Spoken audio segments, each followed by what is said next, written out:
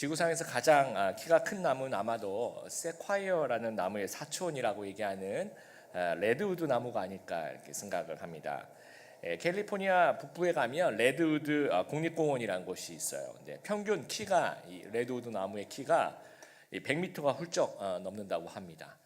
이게 나무의 키가 한 100m 정도면 아파트 한 30층 정도의 높이라고 해야 될까요? 어떻게 이렇게 클 수 있었을까요? 처음부터 컸느냐 또 그런 건 아닙니다. 이제 처음에는 이 손톱만한 이 솔방울 있습니다. 이 솔방울 안에 한 50개에서 60개 정도의 그 씨앗이 들어가 있다라고 해요. 요게 이제 땅에 심겨지면서 자라나는데 이제 매년 한 50cm 이 정도 될까요? 안팎으로 이제 성장합니다. 물론 이제 어떤 해는 뭐 한 1m씩 훌쩍 성장할 때도 있고 어떤 해는 또 춥거나 그러면 또 적게 성장할 때가 있겠죠. 근데 이제 중요한 건 이 나무의 평균 나이가 500살, 뭐 한 800살 이렇게 된대요. 그래서 최고령 뭐 이런 데한 2000살까지도 산다고 합니다. 그러니까 매년 50cm씩 자라난다고 해도 100년, 200년, 300년, 400년 이렇게 자라나다 보면 뭐 100m씩 이렇게 그것보다 훨씬 더 큰 키를 가질 수 있다라는 겁니다. 이게 이제 조금씩 더해가는 것의 위력이 이런 거예요. 처음에는 굉장히 보잘것없어 보이지만 이제 결국 거목으로 이제 성장해 가는 겁니다. 오늘 우리가 읽었던 말씀 중에 본동사, 주어 동사를 찾을 때 동사를 찾으라 한다면 7절에 더하십시오 이게 이제 동사가 됩니다. 여러분 이제 헬라어와 영어 이제 같은 건데요. 주어와 동사가 먼저 나옵니다. 우리나라 말은 좀 다르죠. 우리나라 말은 나는 사과를 먹었다 이렇게 되지만 헬라어와 이제 영어는 나는 먹었다 사과를 이렇게 얘기합니다. 그래서 이 원어에 보면 5절 안에 주어 동사 다 나와요. 여러분 5절 한번 보세요. 5절에 주어가 뭡니까? 이러한 복을 받은 여러분은 하면서 이제 여러분이 주어고 동사는 아까 얘기한 것처럼 7절에 더하십시오. 여러분은 더하십시오라고 얘기를 합니다. 그럼 여러분은 누구에 대한 얘기입니까? 제가 그 1절을 한번 읽어볼게요. 예수 그리스도의 종이며 사도인 시몬 베드로는 우리와 같이 소중한 믿음을 받은 여러분에게 이 편지를 씁니다. 여러분은 우리의 하나님 구주 예수 그리스도의 의로우심을 힘입어 이 믿음을 받았습니다. 우리와 같은 소중한 믿음을 받은 여러분에게 이렇게 얘기를 하죠.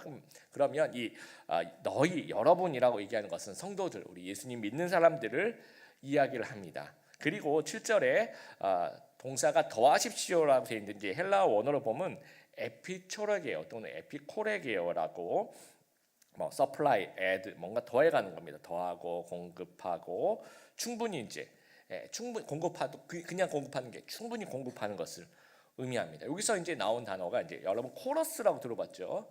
원래 이게 코러스라는 단어가 이제 극장의 후원자다라는 그런 원어적 의미입니다. 작품을 무대에 올리기 위해서 비용을 제공하는 사람, 지극히 관대한 증여자 뭐 이런 뜻이에요. 그러니까 작품이라 그러면 오페라, 연극 뭐 이런 거잖아요.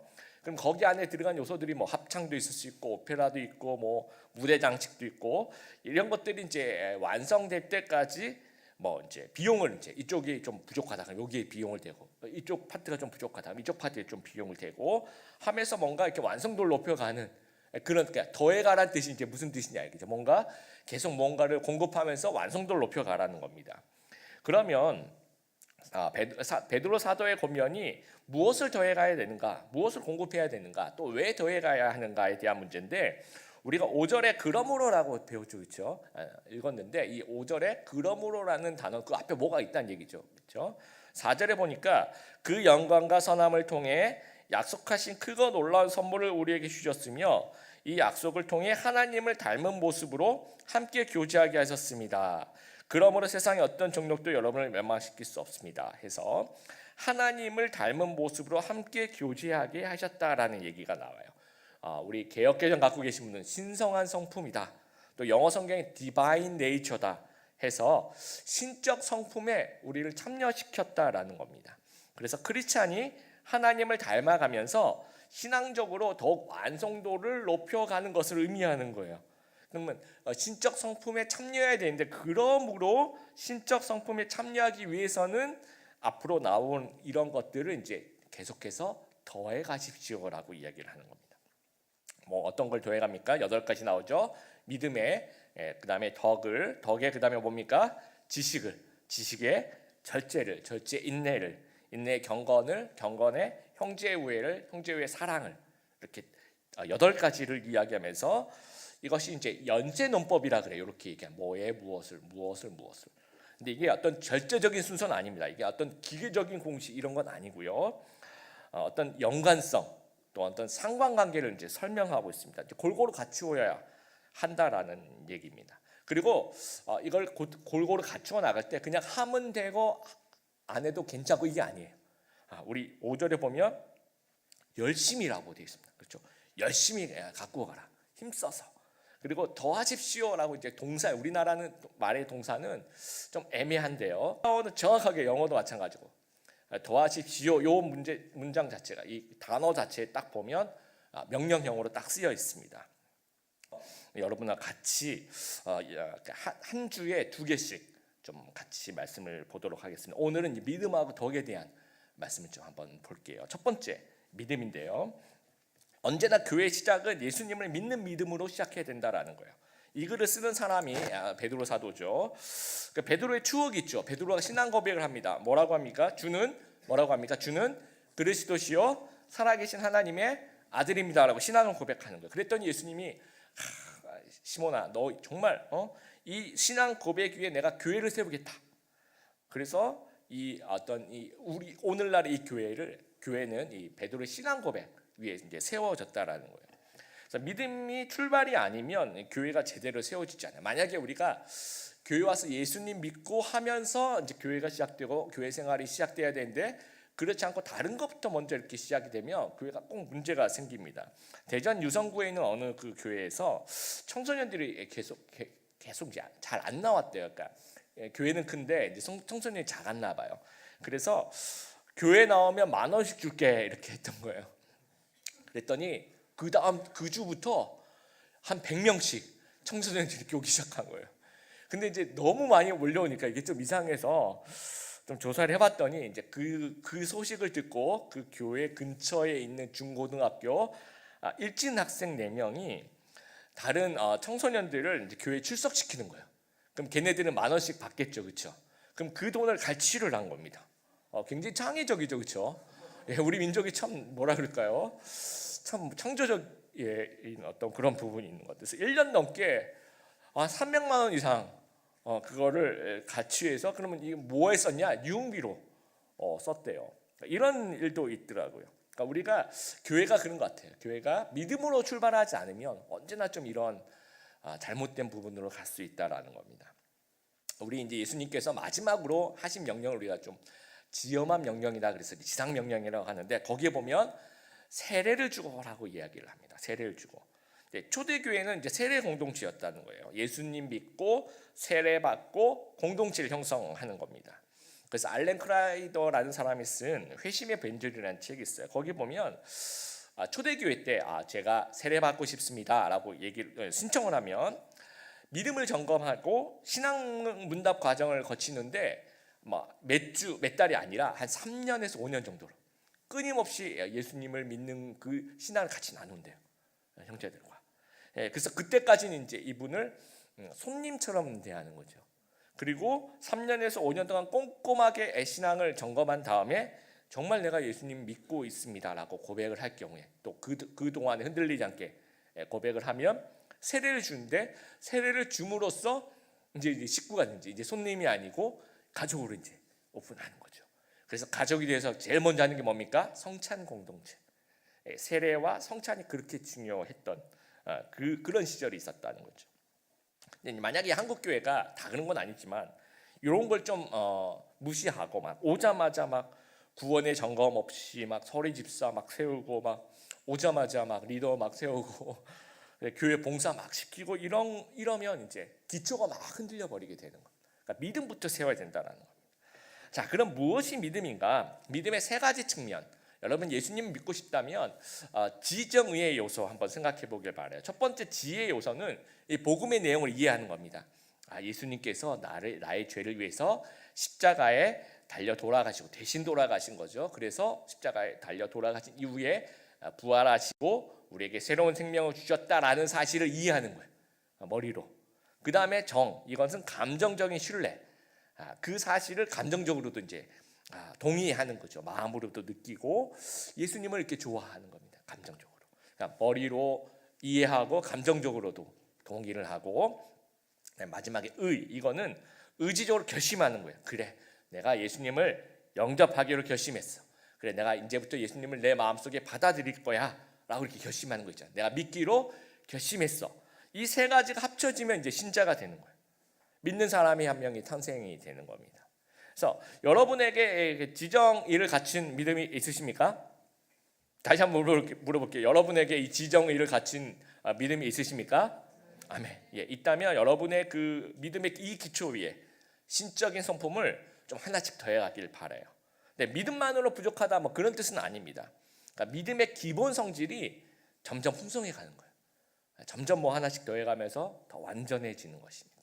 근데 혹시 아까 저희 물음에 아직 대답 못하신, 그러니까 아직 믿음이 없으시다면, 여러분 이제 이렇게 모던 시대가 있고 이제 포스트 모던 시대가 있는데, 한 20-30년 전만 해도 이제 우리나라가 좀 모던 시대였다면 지금은 이제 포스트 모던 시대 속에서 우리가 살아가고 있습니다. 근데 옛날에는 이제 예수 믿고 교회 오는 시절이 있었어요. 근데 지금은 그렇지가 않습니다. 제가 생각할 때는 이제는 교회 와서 믿게 되는 그런 시대로 좀 바뀌었다라고 생각합니다. 그래서 옛날에는 이제 영접하면 이제 뭐 사형리 이렇게 읽어주고 한 순간의 이벤트였어. 자, 지금 믿을래?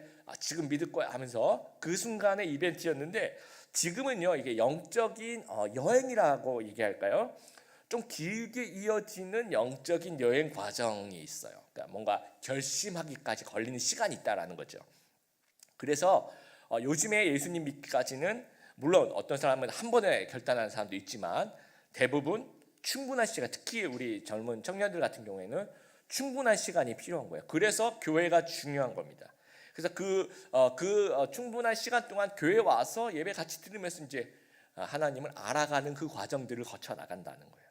그래서 이런 이제 믿음의 그 영적인 여행 과정에 있으신 분들, 그러니까 믿음의 과정 속에 있으신 분들은 이제 교회 안에서 저는 이제 봉사를 한다든지 뭐 활동을 한다든지 뭐 직분을 준다든지 이런 것 좀 반대합니다. 지금은 그런 시기가 아니라는 거예요. 지금 어디에 초점을 맞춰야 됩니까? 믿음의 포커스를 맞춰야 돼요. 그러니까 초대 교회 같이 신앙 문답 이런 과정에 충분히 내가 정말 하나님이 어떤 분이신지를 알아가는 거기에 초점을 좀 맞췄으면 좋겠어요. 그러기 위해서 이런 과정에 계신 분들에게 레코멘드 추천하고 싶은 활동은 두 가지입니다. 첫 번째는 예배입니다. 예배 가운데서 이 지정의 활동이 다 일어나는 거예요. 하나님에 대한 이야기를 듣게 되고 감정적으로 하나님을 좋아하게 되고 예배 드리면서 결심하게 됩니다. 또 성경 공부 굉장히 중요합니다. 여러분 소그룹 성경 공부 꼭 참여하시길 바라고. 또 우리 이제 오늘 여러분 이제 주보 안에 아카데미 이제 신청서가 들어갔는데 이런 아카데미를 통해서 하나님을 알아가는 거 굉장히 중요합니다. 그래서 우리 드림의 교회는 이 세례받는 사람이 많아지는, 이걸 회심 성장이라고 얘기를 하죠. 세례받는 사람이 많아지는. 그래서 정말 우리 부활절 때 또 추수감사할 때 세례 준다고 할 때 막 정말 많은 사람들이 세례받는 그런 귀한 교회 되었으면 좋겠습니다. 두 번째는 덕입니다. 헬라어로 이제 아르테라고 얘기하는데 영어로 이제 모럴 엑설런스라고 했는데 이거 굉장히 좋은 번역입니다. 굿니스 선행이라고도 얘기하고 뭐 벌추 무슨 미덕이다 덕복이다라고 얘기를 하는데 도덕적 탁월성 이렇게 번역해도 되고요. 우리 성경에는 덕이라고 번역하고 있습니다. 근데 우리 말씀에 보면 어떤 사람을 선하게 또는 덕을 갖추게 만드는 것이 믿음이라고 얘기하고 있어요. 믿음의 덕을 갖추라고 얘기를 하죠. 그래서 베드로후서 1장 3절 우리가 이제 아까 5절부터 읽었는데 3절에 보면 이제 하나님에 대한 얘기를 하면서 하나님이 자기의 영광과 덕 또는 선함으로써라고 얘기를 하고 있어요. 그러면 하나님이 자기의 영광도 가졌지만 하나님이 덕이라는 그 덕목을 갖고 있는 거예요. 그런데 우리한테 덕을 갖추라고 얘기하는 겁니다. 그럼 이것이 신적 성품이라는 거예요. 그러니까 하나님이 갖춘 그 덕을 너희도 갖추라고 얘기를 하고 있는 거예요. 그러니까 우리가 하나님을 믿잖아요. 그럼 하나님을 사랑하게 됩니다. 그러면 하나님의 선함을 흉내내고 막 닮아가고 싶은 거예요. 이 순서가 굉장히 중요한 거예요. 여러분 믿음이 가장 중요한 기초가 되죠. 그러니까 믿음이 생겼으면 그 다음에 뭐냐면 뭐 지식이라든지 뭐 다 좋죠. 이게 나쁜 게 아니라 다 좋은데 일단은 덕을 갖춰야 된다는 거죠. 믿음의 덕을 갖춰야 된다. 그래서 에베소서 2장 10절 보면 우리는 그가 만드신 바라 그리스도 예수 안에서 선한 일을 위해서 지으심을 받은 자다라고 이야기합니다. 그래서 우리가 오해하는 것이 믿음이 좋은 사람이 어떤 사람이냐라고 얘기하면 우리가 뭔가 종교적인 확신이 강한 사람을 믿음이 좋은 사람이라고 막 얘기를 해요. 막 찬양할 때 뭐 광적으로 박수를 친다든지 이게 나쁘다는 얘기 아니에요. 오해하지 말고 들어주십시오. 그리고 막 목사님 뭐 얘기하면 아멘 그리고 이제 목소리 이렇게 아멘 믿습니다 막 그리고 이제 좀 길수록 요게 좀 짧아서 믿습니다 그러면 소신자 장면인데 믿습니다 이렇게 뭐 이렇게 좀 길게 나가면 이거는 좀 오래 믿었구나 오해를 많이 한다라는 거죠. 그리고 강한 카리스마 할렐루야 뭐 이런 거면 뭐 카리스마가 느껴지고 뭔가 이 사람이 믿음이 좋구나라고 오해를 하는 거예요. 근데 보통 이런 확신이 강한 사람일수록 주변 사람들을 많이 판단하고 상처 주고 추측하게 해요. 당시의 거짓 선지자들이 그랬다는 거죠. 그래서 당시의 거짓 선지자들은 믿음에서 덕으로 안 나가더라는 거죠. 그러니까 이건 잘못됐다는 거예요. 베드로 사도는. 그러니까 너희는 믿음에서 그러니까 진짜 믿음 좋은 사람은 믿습니다는 사람이 아니라 덕을 갖춘 사람, 덕목을 갖춘 사람이 진짜 믿음 좋은 사람이다라는 이야기를 하고 있어요. 한 10여 년 전인 것 같습니다. 제가 단기 선교 갔다가 돌아오는 길이었는데 이제 비행기에 좀 들어가서 자리를 잡고 앉아 있는데 1년에 한국 사람들이 이제 귀국하는 비행기니까 한국 사람들이 좀 많이 탔던 것 같아요. 1년에 한국 사람들이 이제 뭐 한 열 몇 명이 우르르 같이 타더라고요. 그러니까 타는데 이제 들어오면서부터 그 교양이 느껴지잖아요. 어떤 그 좀 아주 시끄럽고 그 다음에 이제 뭐 완전 자기들끼리 너무 이제 왁작지껄하면서 막 서로 막 큰 소리를 얘기하고 거기까지 그렇다 치고 근데 이제 이분들이 숫자가 많으니까 한꺼번에 같이 이렇게 쪼르르 못 앉았던 것 같아요. 막 마구마구 흩어져. 그러니까 이분들이 들어오자마자 무슨 조폭인 건 줄 알았어요. 저는 일단은 보이는 사람마다 일단 자리 비켜달라, 자리 바꿔달라. 무슨 시내버스도 아니고 자리를 자꾸 바꿔달래요. 내가 우리 친구들하고 이렇게 앉아야 되는데 이게 끊어진다는 거죠. 근데 그게 아주 상냥하게 막 부탁을 하면서 그런 게 아니라 여기 자리 바꾸세요. 자리 바꾸세요. 너무 총명하고 아주 예의가 없고 아주 기분 나쁘게. 저도 막 저한테도 막 자리 바꿔달라서 되게 기분 나쁘지만 제가 탁월한 인격으로 그냥 자리를 바꿔줬어요. 그리고 이제 딱 앉자마자 이 사람들이 양말을 이렇게 벗더니 맨발로 그 앞자리 사람이 이렇게 하는 데 있잖아요. 팔걸이 거기다 이렇게 대고 이제 앉는 겁니다. 다리를 이렇게 올리고. 정말. 그런데 이 사람들이 그리고 이제 비행기 안에 들어오니까 이제 옷을 이렇게 하나씩 벗잖아요. 그러니까 처음에 그 외투나 이런 거 입었을 때 몰랐는데 이걸 하나씩 이렇게 벗는데 등 뒤에 티셔츠 뒤에다가 태권도 선교단 이렇게 써 있는 거예요. 태권도 선교단 뭐뭐뭐 태권도. 그러니까 이분들이 단기 선교를 갔다가 돌아오는 좌석에서 이런 일이 벌어지는 거죠. 너무 부끄러웠어요. 저는 차라리 그냥 일반적인 아무것도 안 써 있는 걸 그걸 입으시던가. 그래서 세상 사람들이 기독교인을 어떻게 볼까 생각을 해봤어요. 여러분 세상 사람들이 이제 우리 크리스찬들 보면서 덕목과 소양을 갖춘 교양인이라고 볼까요? 아니면 좀 이렇게 조금 낮은 저급한 종교 집단이라고 볼까요? 저는 어렸을 때 그 고전 홍콩 영화, 중국 영화 되게 좋아합니다. 지금도 좋아하는데 그 당시는 이제 CG가 전혀 들어가지 않은 그 성령 이런 사람들이 취권 여러 번 취권은 보신 적 있으세요? 취권 고전이죠, 그렇죠? 이런 것도 보면 이제 뭔가 이렇게 공식이 있어요. 뭔가 이제 그러니까 80% 정도는 부모님이 돌아가세요. 나머지 20%는 이제 사부님이 돌아가시는 건데 보통 이제 부모님이 돌아가실 때 더 재밌어요. 그래서 한 80~90%는 부모님이 먼저 돌아가시면 이제 복수에 불탄 주인공이 그 당시에 제일 잘하는 사람, 뭐 치권이면 치권의 대가, 뭐 무슨 당랑권의 대가를 찾아가서 이제 스승님한테 막 나를 가르쳐 달라고 막 이렇게 얘기를 합니다. 거기 초반부. 그러면 이제 사부님이 잘 안 가르쳐 줘요. 처음부터. 그렇죠? 그리고 그 다음에 뭐 합니까? 안 가르쳐 주고 뭐예요? 공식이 있어요. 공식이 안 가르쳐 주고 이제 먼저 밥하고 물 깃고 청소시키고 빨래 시킵니다. 일부러 그렇게 하는 거죠. 기술을 안 가르치고 얘가 이제 정말 이걸 할 수 있는 내면을 갖췄는지를 보는 거예요. 그러니까 그걸 못 버티고 뛰쳐나간 사람들은 안 가르치는 거죠.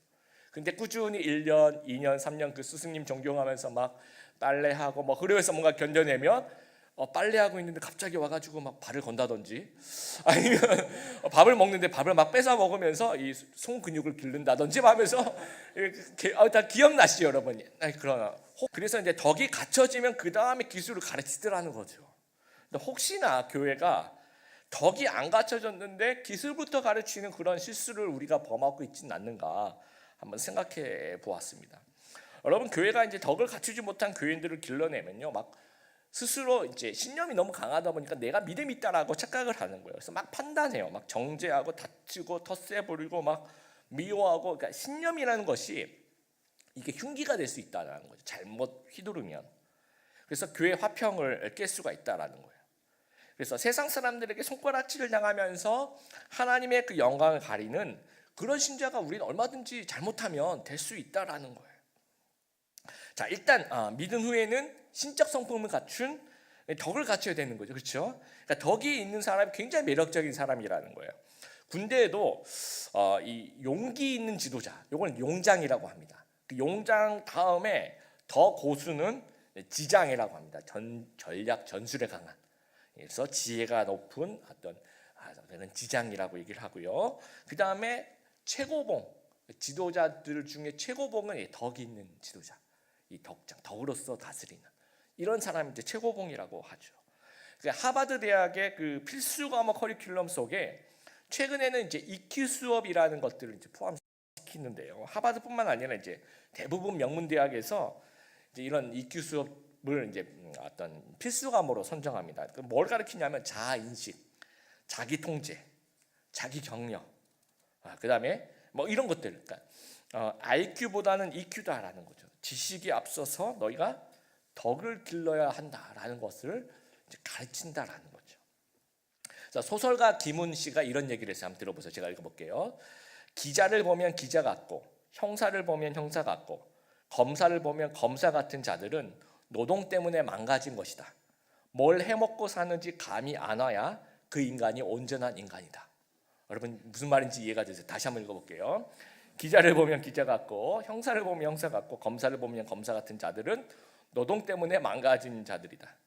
뭘 해먹고 사는지 감이 안 와야 그 인간이 온전한 인간이다라는 거예요.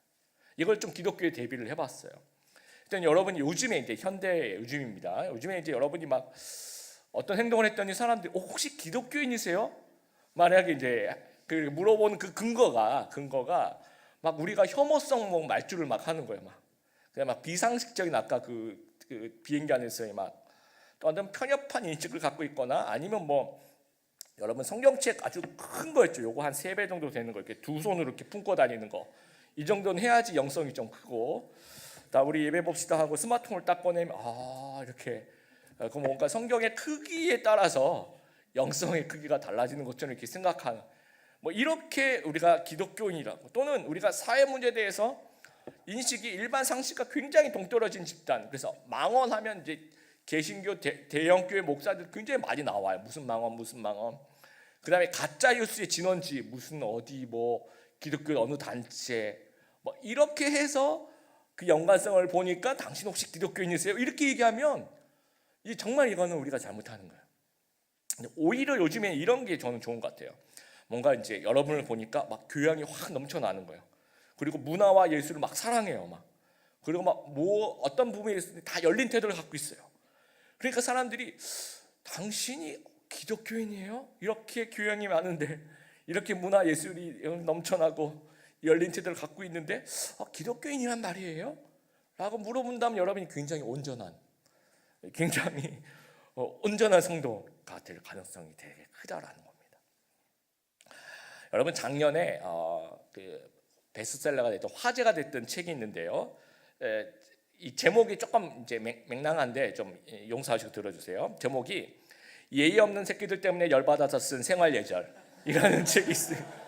이게 이제 김불꽃이라는 사람이 이제 그 김불꽃이라는 게 아마 그거 같아요. 이제 그 필명이라고 해야 될까요?